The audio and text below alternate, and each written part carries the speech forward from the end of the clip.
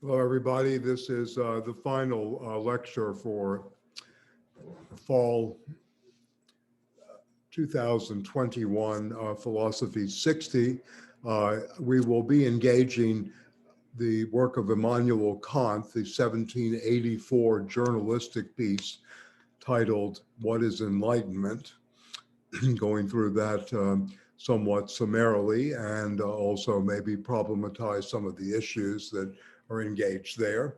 As most of you know, the Marx manifesto of the Communist Party, co-authored with Frederick Engels, is up on another video, a long hour and a half close reading of the text for a class that was given earlier in the year, an elective class at Brooklyn College. And I also will make some remarks about Sigmund Freud and, of course, Herman Melville maybe and Marx in their situatedness and some of the issues that the reading novella, the novella of Herman Melville, Billy Budd, which was published at the end of the 19th century and its relevance for today, as well as Freud's critique of religion in The Future of an Illusion, which is a long conversation with Oscar Pfister, the priest with whom he was friends and had a very long, sustained relationship in which they did discuss religion as an illusion and as a need together. So we'll speak to that too. First of all, I'd like to go back to Kant. The 1784 piece is written after Kant published the first critique of pure reason. Immanuel Kant was known as the late blooming writer in the 18th century, one of the fathers of the German Enlightenment. The Aufklärung in German means enlightenment. And he's answering the question that was put out in the newspapers at that time as to do a commentary on Moses Mendelssohn's notion of enlightenment. So Kant is confronting that. He's actually asking what enlightenment is.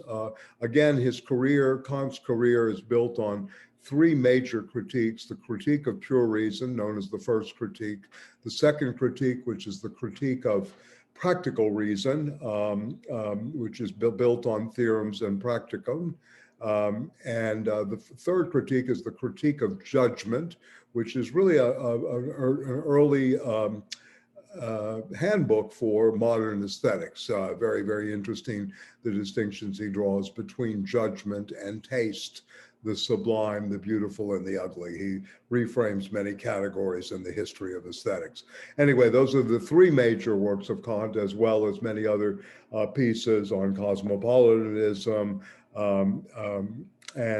This is a minor piece, but a very significant piece for our time.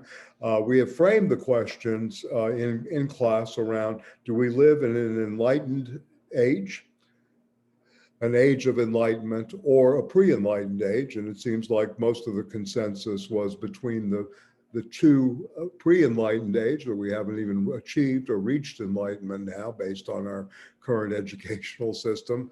And secondly, a lot of people thought we live in a age of enlightenment where gradually we're becoming more and more enlightened rather than living in the enlightened age, which was, of course, Kant's position at the end of this piece. But first of all, let's go through this.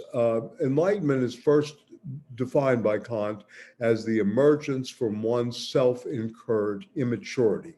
So the maturity issue here about being an enlightened person is problematized by Kant early on. What does it mean to be immature, and then what does it mean to be mature in terms of education and in terms of the development of yourself as a human being?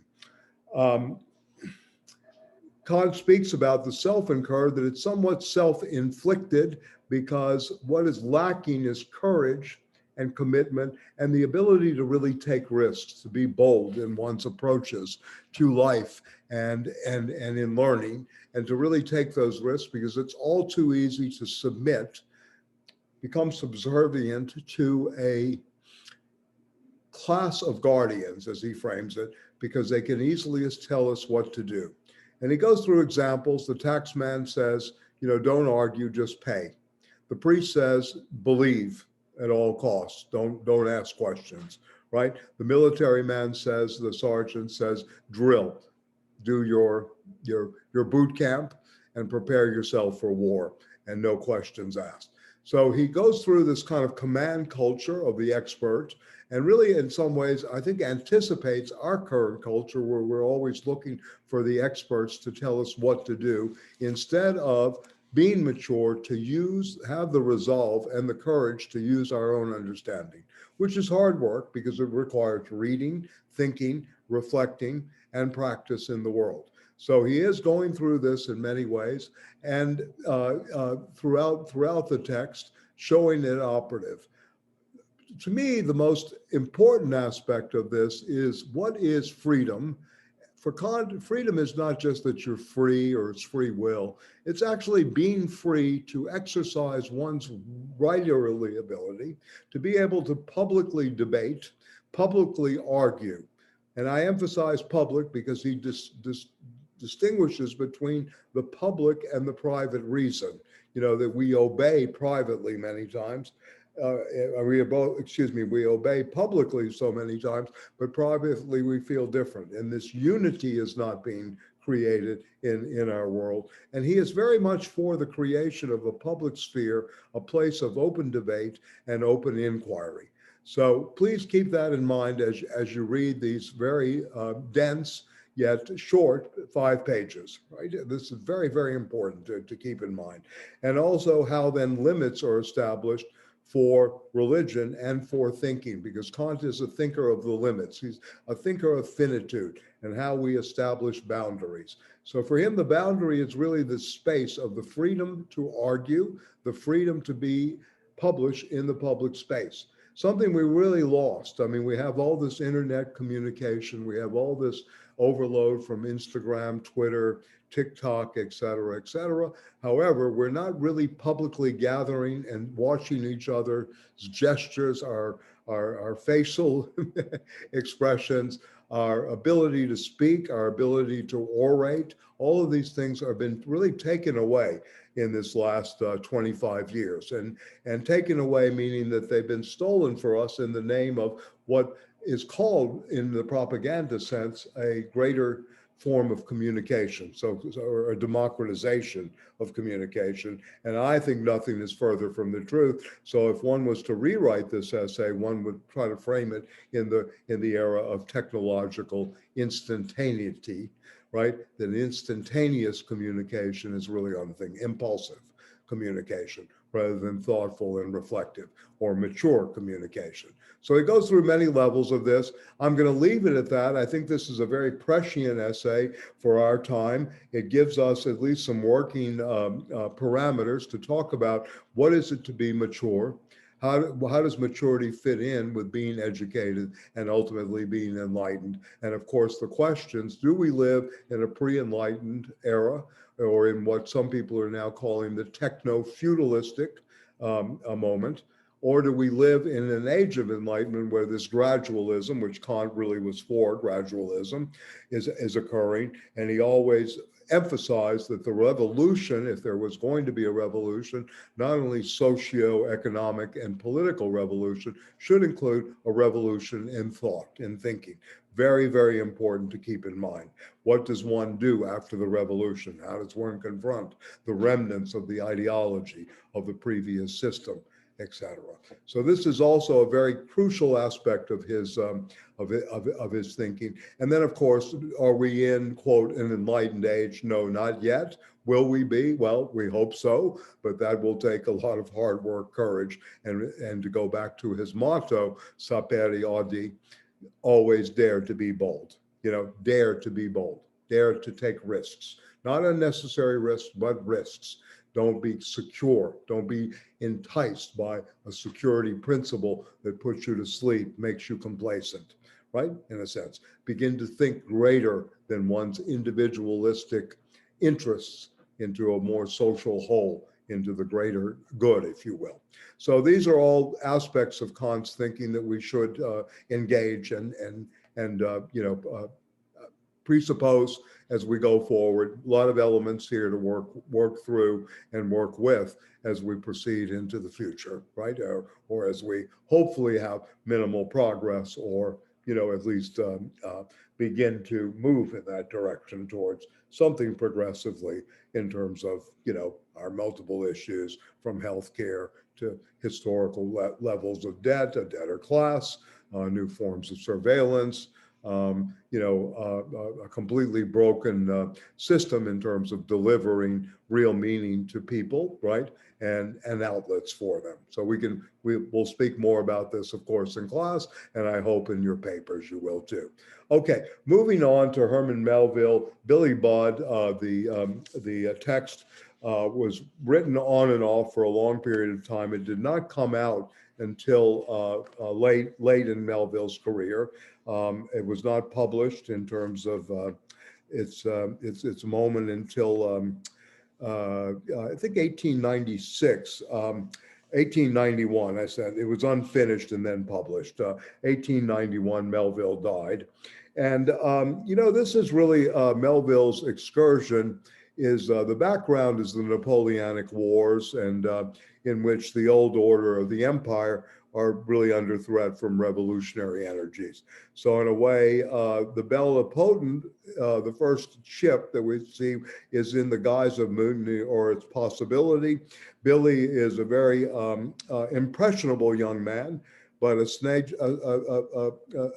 sailor who's snatched to go on this new ship by the captain, etc. And he's taken from a ship called the Rights of Man. And that, again, the Declaration of the Rights of Man going back to 1789 in the French Revolution, of course, which was a threat to empire during that time.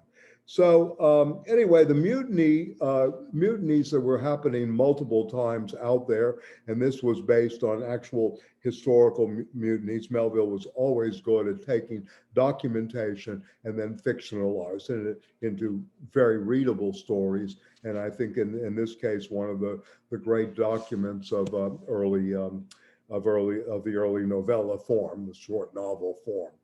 So anyway, it involves the triad of Claggart, Captain Vere, and Billy Budd, the title of it. And Billy Budd is put under suspicion by Claggart.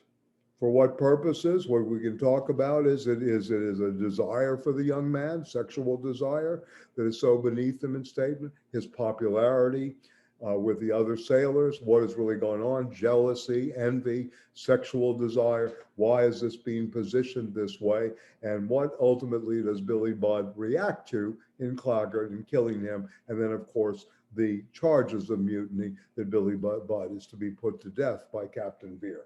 So this is the central character triad that is playing out throughout the novel that you can engage with. It also is really a question, is there justice being delivered here? And what is the necessity of the law versus that of what we consider justice?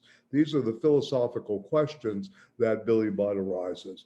I'm not going to go on much because we really didn't have much of a discussion of this in class, and we didn't really do a full reading. So, but I would like you hopefully to be able to read this and be attuned to the work of Herman Melville, who in my opinion, next to Karl Marx, was one of the deepest thinkers of the 19th century, and could be read alongside Marx as someone who really speaks to, the corruption, the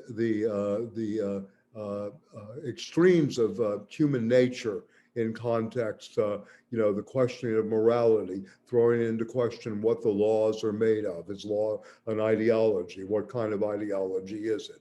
Does the law render justice? So all of these things are very much interconnected. I hope you have the chance to read this at length. Also, another piece that is very readable of Melville's is Benito Cereno, and which is the story of Spanish colonization and an uprising on that ship. So Melville was very well aware of the politics of revolt and the politics of rebellion, and especially on the high seas, and very important, questions to address. So that's Melville, also Bartley the Scrivener about downtown Manhattan, and the refusal to work. That's a very early story of Melville and his classic Moby Dick, of which we've all at least heard of. I doubt many of you have read it, but certainly worth the effort to plow through. It's one of those great works, masterpieces of fiction. Okay, I'll leave it at that for the Melville, and I want to move on to, as I said, the Marx talk on the manifesto is already on video, and you just have to enter, PHILO's teaching the manifesto of the Communist Party, and this will come up if you want some insight. It's a long class. You can certainly pick and choose. Okay, I want to move on to the final reading for the semester, Sigmund Freud's The Future of an Illusion, which was the late work of Freud. It was actually his critique of religion. The first two chapters really speak and are a review of his earlier work, Civilization, and its discontents, and why the need for civilization and the ability to suppress desire, suppress, our immediate gratification, etc., and why we have to work. And he goes through this, and the civilization essentially is really a very hard work. Not only hard work, it is something that requires enormous discipline and actually requires repression, to use a Freudian term.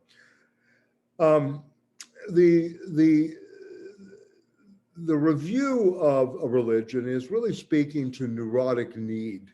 Freud really thinks that this is something that comes out of need.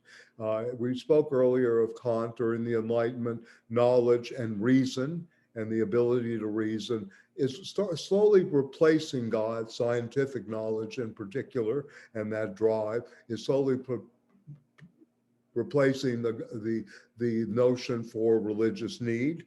And this quest is very different than, just as Descartes said, entry into heaven in the discourse on the method. So, Freud's basic thesis is that we should really take baby steps with science rather than throwing off our desire to this omnipotent force that everything is going to be all right, everything will be solved. That this for him is very childish, and his belief is in reason and the small steps that reason takes.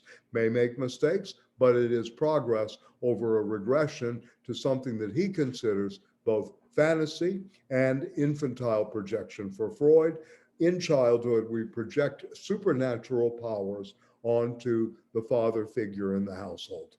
And in that, we begin to develop a relationship of both love and fear, of which religion, organized religion in particular, is so apt and so quick to codify in this notion of the supreme being, God, et cetera, that has become, there for at least 2,000 years in terms of Christianity, and much earlier that with Judaism and, of course, other religious forms. For Freud, these are, again, projections in childhood. Freud is always thinking childhood, how do we act out, play out, and become conscious of our childhood neurosis. He wants us to be done with this. He wants us to be able to take these neuroses, sublimate them into works of creativity, and live fuller lives, right? This is really the goal of the psychoanalytic encounter.